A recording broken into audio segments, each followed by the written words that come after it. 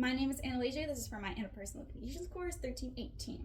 For my first definition I have is attending. Attending is focusing on the current conversation or being involved. In case study number 8, he said, she said misunderstanding. This is between men and women, and this is page 49, and this is the third paragraph. This is whenever Ginger talks about their friend Becky getting a job offer, and this is whenever Luke speaks louder over another student who was on the phone talking to someone very loudly. So whenever he talked over them, this shows that he was attending the conversation and wanted to participate in it. Monopolizing is when someone turns the conversation toward themselves. This can either be from the thoughts that they've had, talks that they've been a part of, or again, conversations that they've either heard or again, been a part of. My friend Emma is really good at this because one of the conversations that we had with me and of course our friends, she talked about herself and without giving, of course, anyone a chance to talk in the conversation. One-upping is saying how you've had it better or worse. In case study number 17, this is page 106. This is paragraph 9 through 10, shallow talk and separate spaces dealing with relational content. This is when Sarah says she has to cook, work full-time and take care of the house, do all the shopping and take care of her master's degree.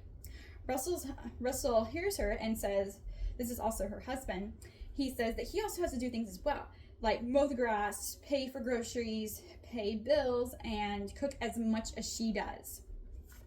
Again, this is Russell one-upping her. Mirroring is knowing and not knowing that you're copying someone or their conversation style or behavior. I have noticed that I have done this, especially when I speak to specific people, such as my brother. My brother uses specific words that I have to use to speak with him. Paraphrase is summarizing in your own words what someone else has said. In case study number 26, the queen and her bee, social aggression in female friendship. This is paragraph 4, and this is page 163. When Mia remembers all the times people have asked her about Layla. Mia remembers, since she was in middle school, how many times people have asked her, oh, Layla, and all she remembers is, of course, about Layla. This is her paraphrasing everything that she has heard about Layla and just remembers, what about Layla? Why Layla, So, again, this is her paraphrasing. Stage hogging is making the conversation about you. I have noticed sometimes whenever I'm nervous or meeting new people, I sometimes stage hog because most people just know how to talk about themselves. So that's really rude to do, especially in a new conversation when you're meeting people, but people who are nervous like me do stage hog a lot. Gap filling is interpreting someone mid-conversation to fill or finish their story. In case 14, a place for connecting and disclosing Facebook and at the dawn of college life. This is paragraph 16 through 17, when Dave asked Ben if he thought he was a party animal.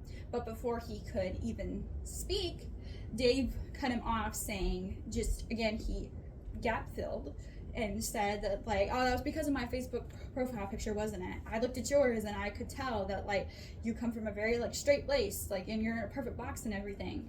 So again, this is him gap filling the rest of his story, what he was going to say. Selective listening is listening only what you want and find interesting.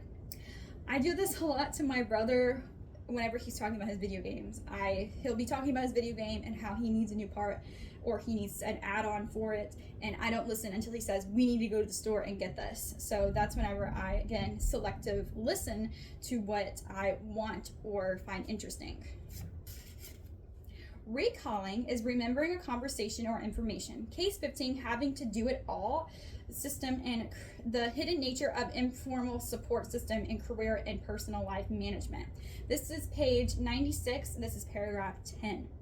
This is when Janie recalled her conversation she had with Brad last night about how she would stay home with the kids if he wasn't. So this is her remembering and recalling what she had heard and remembered from last night.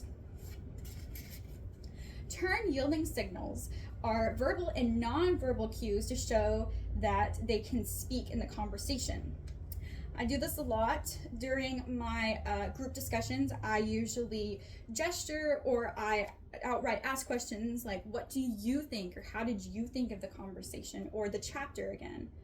Anyways, that is my last definitions. My name is Assignment-Lege. This is for my Interpersonal Communications course 1318.